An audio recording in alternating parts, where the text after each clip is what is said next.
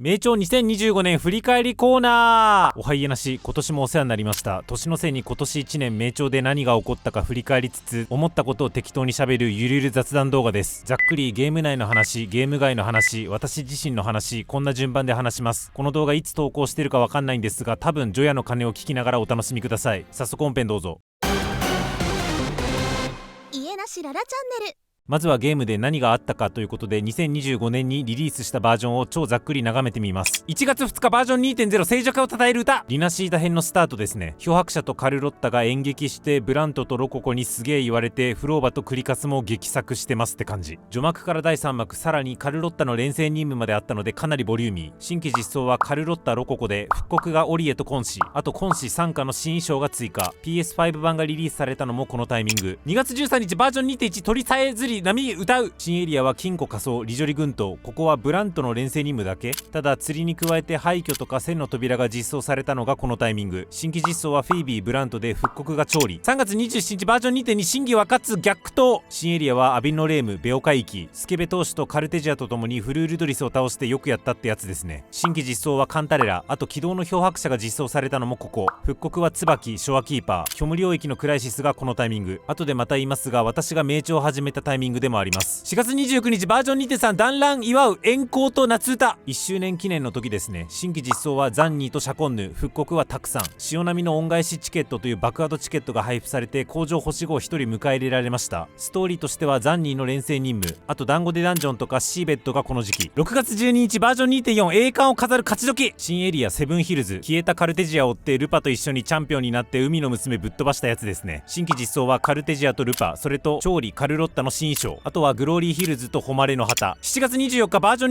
2.5 不滅の命に捧ぐ賛美歌。新エリアは委員会実験場、重すぎる女と共闘してフェンリコ倒したけどすぐに仲違いしてクリカスが全部持ってったやつ。新規実装はフローバ、復刻はロココブラントカンタレラ。遊園地とかサイマエガシューとかが実装復刻されたのがここ。8月28日バージョン 2.6 ウガッツ烈光向かう月光。新エリアサングイス狩猟大地、オーガスタと協力して偽りの神王を倒したけどユウの消えて戻せて、でも認識抜け落ちてておがゆのあとアウィディウスってやつですね。新規実装はオーガスタとユウの、復刻はカルロッタショアキシャコンヌ。朝食シミュレーションがここ。10月9日バージョン 2.7 暗き潮に移る夜明け。新エリアはモンテトライヒーロー、リナシータ編クライマックスでレビアタンぶっ飛ばしたやつ。新規実装はガルブレーナと救援、復刻はルパとザンニー、そしてラメントリコンがここですね。11月20日バージョン 2.8 琥珀の都へ。新エリアはホナミ市、チサと一緒にループを終わらせたらギャルゲーが始まったってやつ。新規実装はチサと久々の新規星4であるボクレー、復刻はフィービーカンタレラ、あとザンニーの新衣装がここで実装。サイドコンテンツはホナミの怪異物語。直近12月25日バージョン 3.0 星空を瞳に映して。よく見たら前パッチから1ヶ月しか経ってないな。新舞台ラハイロイがスタート。新規実装はリンネーモーニエ、復刻はカルテジアシャコンヌ、あとオガユのバイク共和破壊ペルソナソニックコラボ。そんなところですね。まとめるとこんな感じです。私の MVP 的な話で言うと、まずストーリーは圧倒的にバージョン 2.5 フローバがベストでした。この動画でも言いましたが、名調を神ゲーと捉えるようにした転機でもあります。名調って漂白者と共鳴者の1対1のストーリーになりがちって言われてますけど、なんかもうここまでちゃんとやっていただけるならもう1対1でええよって感じ。このバージョンの前からちょいちょいフローバーは出てたので、このバージョン始まった時点ですでにフローバーへの愛着を一定量持っていたのも没入できた要因の一つかなと思っています。で、ついでバージョン 2.7 リナシータ編クライマックスかな。あまりにも王道すぎる全員大集合からの特大ムービーからの大ボス撃破。名調こんなんもできちゃうんだってひれ伏しました。この1年ですごい感じたことがあって、リリース感覚は全てを破壊するということ。普段から中国のゲームジャブジャブの方はピンとこないかもしれませんが、私は名調が初めてなので6週間に1回というリリース感覚の短さにめまいをしながら1年過ごしてきました。で、私おがゆのあたりシナリオそこまで合わなかったんですけど、なんかもうリリース感覚が短すぎていい意味でどうでもよくなるんですよね。次みたいな。リリース感覚が短いってのはそれだけで多少のあらを飲み込む力があるんだなって感じました。ストーリーとしては以上で、キャラの MVP としては言わずもがなカンタレラですね。なぜならおっぱいがでかくてエッチだからです。ちなみにエロ抜きだと私はオーガスタがかなり好きです。声も振る舞いも気品があるんだけど、元老院だったかな、タヌキ呼ばわりするところとか、初対面で剣ぶん投げてくるところとか、なんやかんや好戦的な血なのが好き。あとシンプルに努力家が好き。それと最近遅ればせながらショアキーパーがぐんぐん好きになってきている。ザイオンス効果って言うんでしたっけ。対象に接触すればするほど好きになるやつ。前回の幕愛から第3章序幕までちょいちょい出てきたからな。そう考えるとやっぱ物語にキャラが出続けるっていうのは大事だと思うんですよね。そのキャララのガチャを回させる上でも。ミニゲームについては朝食シミュレーションが抜群に好きで、次点おとぎのドリームランドラメントリコンでした。ストーリーやキャラ、ミニゲームなどの皆さんの MVP ぜひ教えてください。あともう一個すげえなって思ったのが、名調ってあんまりこのキャラ弱って話も聞かなければ、インフレきつすぎだろって話も聞かないんですよね。これ両立してるのって地味にすごいことだと思います。例え話ですけど、各キャラの性能を数字で表した時に1、10、100、1000万みたいなバカインフレしてたら、このキャラ弱って思う機会絶対ないじゃないですか。その時点では最新のキャラが突出して最強なんだし。でも名調ってインフレ緩やかだと思ってるんですけど、その中で10、9、11、10、12みたいな目立って弱って思うキャラがいない。私がメインに強弱を認識できてるわけじゃないんですけど、なんか少なくともコミュニティでそういう話聞かんなって。もちろん単純な調整のうまさ以外の要因もあると思っていて、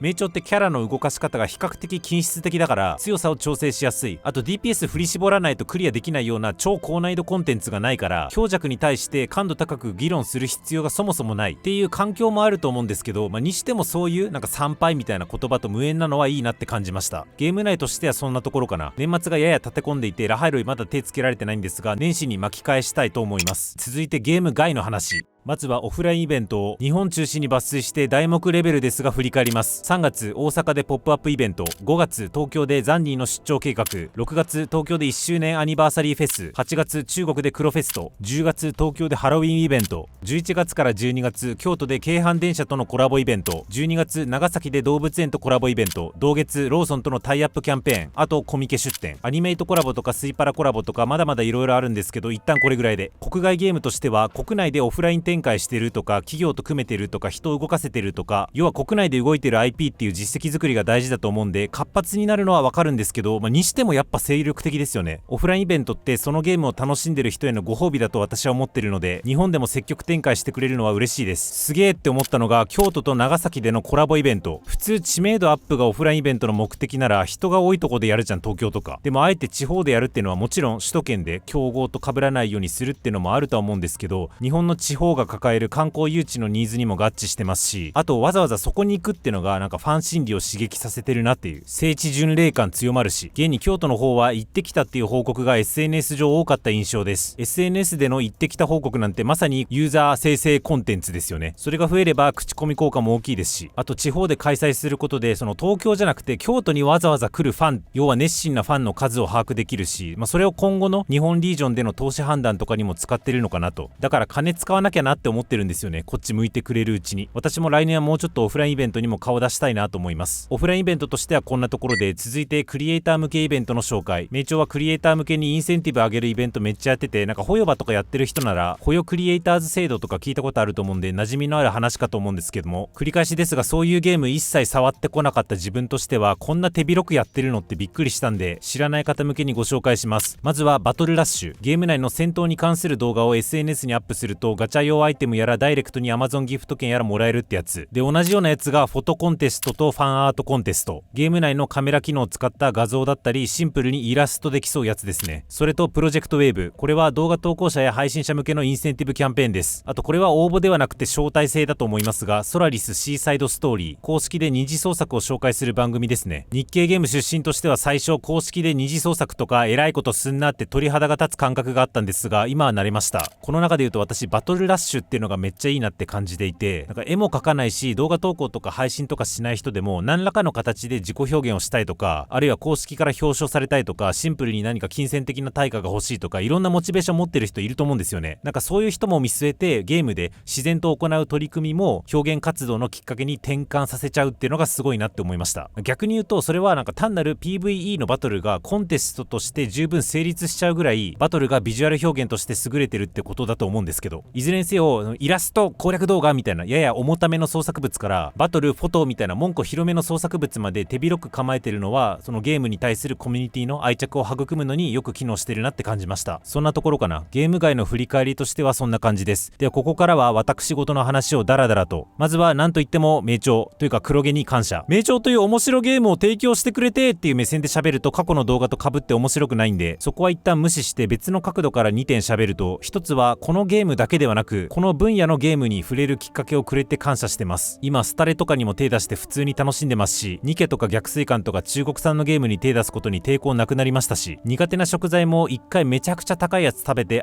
美味しいと思えば以降もその食材食べられるようになるって話よく言いますけど、私にとってはまさに名鳥が中国産しかもソシャゲっていうダブルの食わず嫌い要素を克服する高級食材になったなと思ってます。あともう一個の感謝目線としては、あえてちょっといたけだかな言い方しますけど、私に認知される努力をしてくれて感謝って話です。私アンテナ高くないので、これだけバカクソおもろいゲームでもプロモーションなかったら絶対見つけられなかった。カービィの生みの親の桜井さんも今年の東京ゲームショウに対してこう表現してたんですけど、各社面白ゲームを作るだけではなく、それが認知されるための活動もしのぎ削ってる状況なんですけど、プロモーションってゲーム開発会社からしたら本来そこに金かけたくないと思うんですよね。でも現実として私は黒毛が撒いた PR をきっかけに名調知って始めてますし、それで出した感想動画が多分トリガーなんですけど、私に案件ぶん投げてくれましたし、その時期って黒毛からすると私が名調に対してどれぐらいの温度感なのかとか、あとは普段の動画のトーン感とかが十分つかみきれてない中で、よりによってカルテジアの紹介託すのって向こうからするとリスキーだったと思うんですよね。ただそれによって事実として私の愛着は増えましたし、さらにさっき紹介したプロジェクトウェーブっていう場を用意して私が創作物を発信する後押しもしてくれたし、正直この辺りのその1階のクリエイターを絡め取っていく巧みさについては若干怖さすら覚えてるんですけど、それはともかくとして、面白いゲームを作るだけではなく、そのゲームを認知させる、愛着を沸かせるためのオーバーヘッドにも金使ってくれてありがとうって思いました。今回 3.0 プレイして再認識したのが、名調はメインゲームとしてハマる余地を残しつつも、どっかのインタビューでスタッフが言ってた通り、ゲーム中の体験密度を鬼重視してる印象があって、今後いろいろゲームが出る中でもサイドゲームっていう位置づけでも何でもいいから選ばれ続けることを意識しているように感じました。パニグレも5年以上運営しているらしく、それ見ちゃうと長期運営への信頼感もバッチリですし、さっき言った通り私は界隈で最初に食ったゲーム、好きにさせる努力をしてくれたゲームっていうバフもあって末永く続けていこうと思いますっていう私個別の思いは抜きにして、来年はソシャゲ戦国時代なので名調も正念場、一ファンとして楽しみにしています。あとあれですね、プロジェクト並み黒ゲー開発中のアクションマルチプレイヤーオンライン RPG 機械と魔法の時代、いつ出るかわかんないんですけど楽しみですね。絶対やります。黒ゲーありがとうという気持ちは以上で、それと視聴者の皆さんにも感謝させてください。私はホヨバーすら知らないっていうか、ホヨバースがブランドではなく会社だと思ってたぐらいなんで、当然パニグレなんか知らんかったし、名調もバージョン 2.2 から入ったんで古参とは言えないでしょう。もともと名調やってなかったチャンネルですけど、温かく迎えてくださったと思っています。名調の私の動画は再生数に対する高評価の数ですとかコメント数が多くて、単に再生してもらうことももちろん嬉しいんですが、こうしてアクティブに再生以上のアクションをしてくれるのは嬉しいですし、次も出そうっていうモチベになるので助かります。ありがとうございます。もともと MMORPG であるファイナルファンタジー14もやってるので思うんですが、名調みたいなソシャゲって当たり前ですけど、普通にプレイしてるだけだと一人でコンテンツ摂取して終わりじゃないですか。で、そういうプレイスタイルを心地よく思う人もいるとは思うんですけど、 MMO みたく思いもかけぬ出会いとかトラブルに遭遇する機会もなければ、公式から提供されたコンテンツを一緒に摂取する機会もなければ、それに対して互いにワーキャー感想を言い合う機会とかも作れないから、どっかで味気なさを覚えちゃう人もいると思うんですよね。だからこそ公式もコンテストとかオフラインイベントとかを通じてみんなで楽しんでる感を作ろうとしてるんでしょうし、私もそこに対して貢献できればいいなと思ってます。みんなで楽しんでる感ですね。というわけで来年もいっぱい出します。よろしくお願いします。あと私は名調以外にも他のゲームの動画出してますけど、私が自分のチャンネルで公開してる動画はマジ全部面白くて全人類やれって気持ちで出してます。違うゲームもやってみてえなって思ったらぜひ手を出してみてください。まさかこの雑談動画を最後まで見てくださるぐらいの方なのにチャンネル登録はしてねって方いらっしゃらないかと思いますが、2026年はぜひ登録の上お楽しみいただければ幸いです。今年もお世話になりました。来年もよろしくお願いします。良いお年を。おつげなし。